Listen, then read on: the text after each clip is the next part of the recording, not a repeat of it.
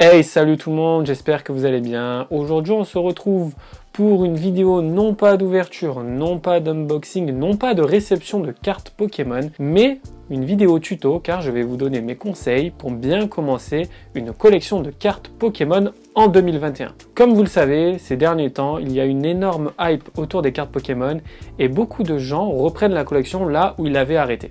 Moi-même j'en fais partie, j'ai repris ma collection en janvier 2021 et 8 mois après, je peux vous dire que j'ai acheté vraiment beaucoup de cartes. Donc je me suis dit qu'il était super intéressant de vous partager mon point de vue et mon retour d'expérience sur ma nouvelle collection de cartes Pokémon. J'espère que c'est une vidéo qui vous plaira, c'est une vidéo un petit peu différente de ce que j'ai l'habitude de vous proposer. Faites-le moi savoir dans les commentaires. Aussi super important, n'oubliez pas de vous abonner à la chaîne, c'est super important, on arrive bientôt aux 1000 abonnés.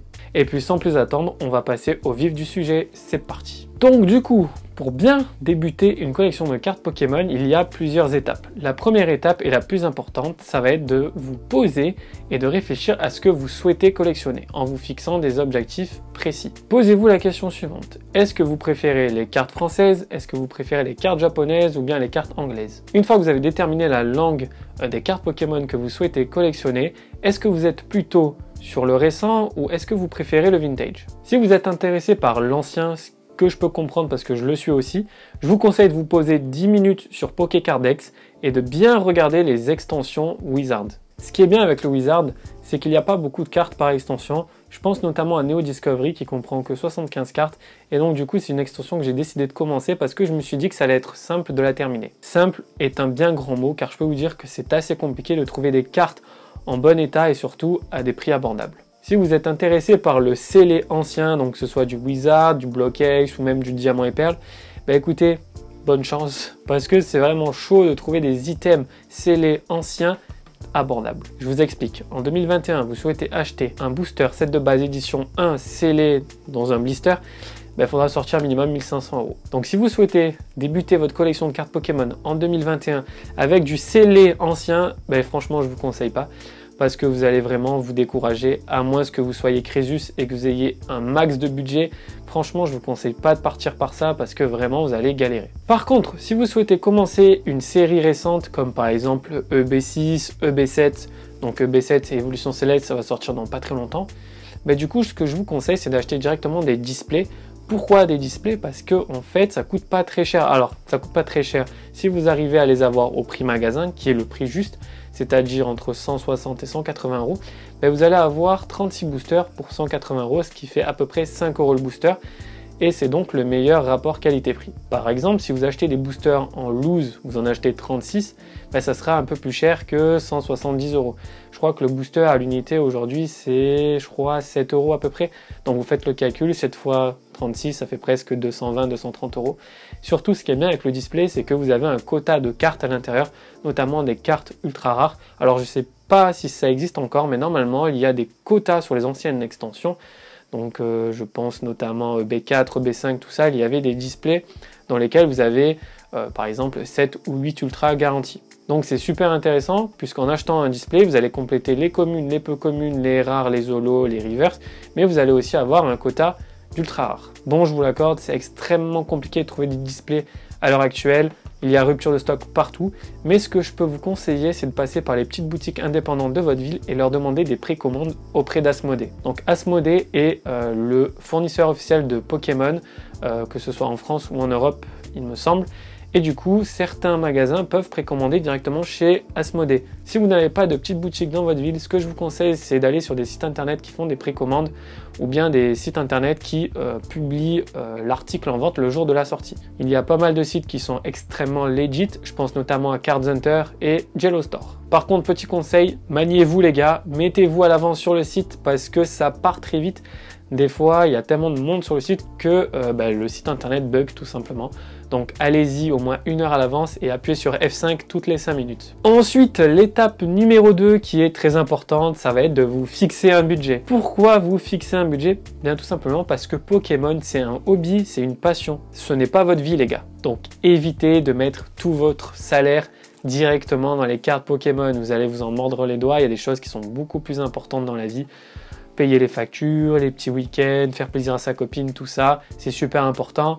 Les cartes Pokémon, c'est vraiment quelque chose qui est passionnant, je vous l'accorde, mais voilà, n'en faites pas une priorité non plus. Pour commencer à collectionner, vous n'avez pas forcément besoin d'un budget incroyable, hein. Vous pouvez commencer avec 20, 30, 50 euros par mois. D'autant plus que vous n'allez pas forcément acheter tous les mois, donc les sous que vous n'utilisez pas ce mois-ci, vous pouvez les reporter pour le mois prochain, etc., etc., jusqu'à constituer une grosse enveloppe de par exemple 300 euros, et là, vous pouvez vous faire vraiment plaisir. Pour le budget, mon conseil principal, c'est de séparer votre argent, donc votre argent principal, votre salaire et votre budget Pokémon. Ce que je fais perso, c'est que j'ai un compte dans une banque où il y a mon salaire qui rentre et j'ai un autre compte dans lequel je crée des cagnottes.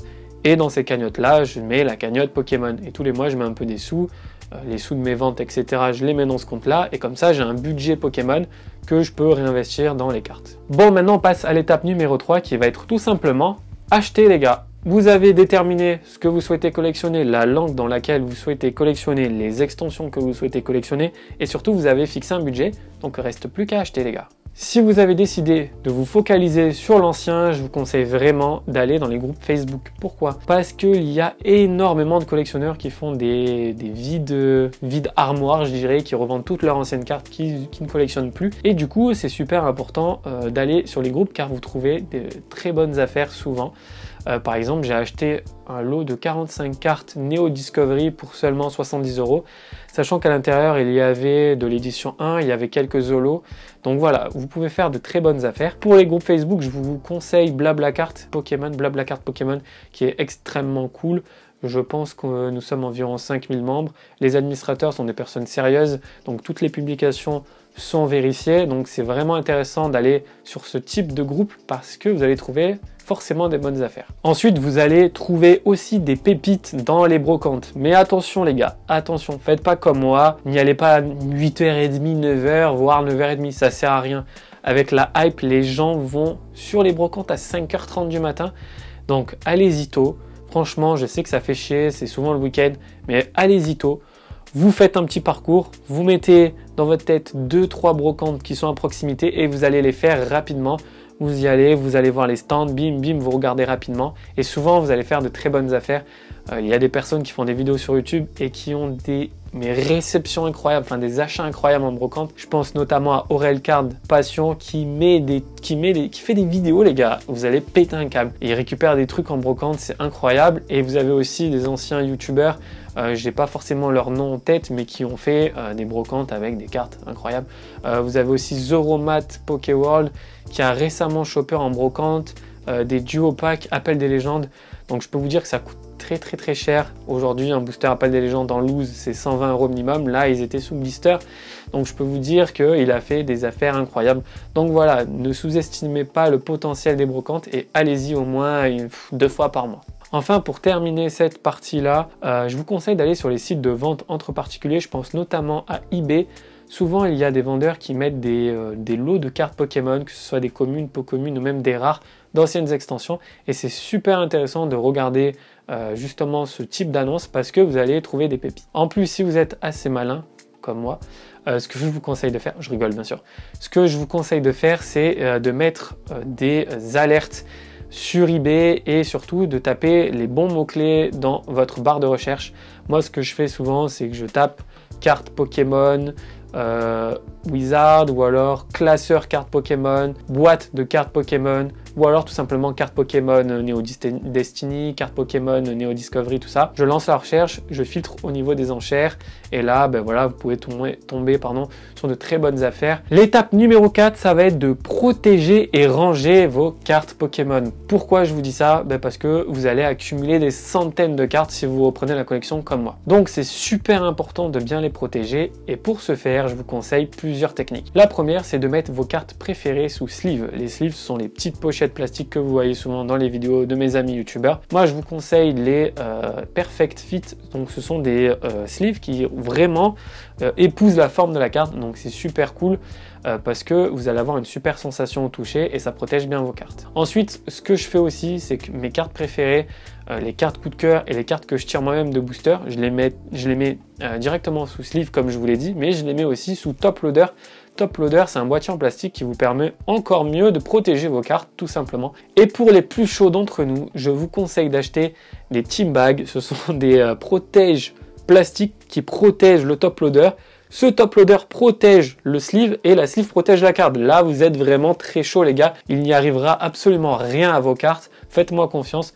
Donc, ça s'appelle des team bags. Ce sont des protèges plastiques comme ça que vous mettez votre top loader dedans et vous le fermez. Ça existe aussi pour les cartes gradées. Et enfin, moi, ce que je fais personnellement, c'est que les cartes qui ne sont pas dans un super état et qui ne vont pas rentrer dans ma collection de cartes sous top loader, mais je les mets tout simplement dans des classeurs. Alors, pas n'importe lequel. J'ai choisi Ultimate Guard, qui est une marque de classeur et de protection aussi, d'une extrême qualité, les gars. Franchement, protection cuir, fond noir, les cartes sont super bien mises en valeur. J'ai pris un classeur de 360 pochettes, donc ça permet vraiment de mettre beaucoup de cartes du coup. Donc voilà, ça c'est vraiment la partie de ma collection. Ce sont toutes les cartes en loose, toutes les cartes holographiques que je rachète dans mes lots, donc je les mets dans ce classeur. Aussi, il faut savoir une chose: toutes les cartes, tous vos items scellés doivent être rangés à l'abri de la lumière. Pourquoi? Parce que la lumière, les gars, ça jaunit et ça rend vos items dégueulasses. Ça va les décolorer. Par exemple, vous allez avoir une Pokébox bleue magnifique et tout. Si vous la laissez ne serait-ce que 2-3 mois sur une étagère qui prend le soleil tous les jours, ben la couleur va se décolorer et ça sera vraiment pas beau. Donc là, encore une fois, ce que je vous conseille de faire, c'est de le mettre dans votre armoire, caché. Je suis conscient que c'est un peu gonflant d'avoir une belle collection et de les ranger, mais c'est comme ça que vous allez les préserver. On passe à l'étape numéro 5, qui est une étape facultative, je vous l'accorde, mais c'est quand même super important. Ça va être de noter ce que vous achetez. Pourquoi faire ça? Eh bien, pour vous en sortir dans votre collection et ne pas acheter plusieurs fois la même carte. Donc la première astuce que je vous propose, c'est d'aller sur le site Pokécardex, de prendre votre extension et d'aller dans la rubrique, je crois, fiches, et en cliquant dessus, vous allez pouvoir la télécharger. Vous allez avoir un fichier PDF avec toutes les cartes notées par numéro et par degré de rareté. Donc vous allez avoir cette fiche et au fur et à mesure que vous allez acheter une carte, vous pouvez cocher la fiche et du coup vous allez vous en sortir, vous allez savoir ce que vous avez dans votre collection. Autre chose super important, c'est d'ouvrir un fichier Excel et de noter le produit, la date à laquelle vous l'avez acheté et surtout le prix auquel vous l'avez payé. Pourquoi? Ça va vous permettre d'avoir un suivi sur le long terme. C'est super intéressant de savoir ce que vous avez acheté, à quel prix et surtout quand est-ce que vous l'avez acheté. Par exemple, vous allez revenir dans 3 mois et vous allez vous dire putain, ok, top, j'ai acheté ce booster glaciation plasma à 35 € et aujourd'hui sur le marché il est à 60 €. Donc vous allez voir justement l'évolution du marché et après vous pouvez encore plus vous amuser en mettant des croissances de marché, etc. Vous allez pouvoir faire plein de calculs et donc du coup vous allez savoir ce que vous possédez au prix auquel vous l'avez acheté et au prix auquel votre collection, quel est le prix de votre collection aujourd'hui. On passe à l'étape numéro 6 qui est très importante car ça va être de sécuriser vos achats et votre collection. Comme vous le savez, au plus on parle de quelque chose, au plus les arnaques grandissent. En ce moment, il y a une énorme arnaque qui existe, c'est le site internet cartespokemon.co qui vend des fausses displays de cartes Pokémon. Les influenceurs en font la pub, c'est pas cool, il faut absolument pas acheter dessus. Donc la première étape, ça va être de regarder un petit peu ce qui se fait sur internet et de mettre de côté les sites frauduleux. Si vous souhaitez passer entre particuliers, ce que je vous propose, et il faut toujours m'écouter les gars pour ça, ça va être vraiment de toujours passer entre biens et services. Pourquoi? Entre biens et services, ça vous permet de sécuriser votre transaction et d'avoir le recours au litige en cas de souci.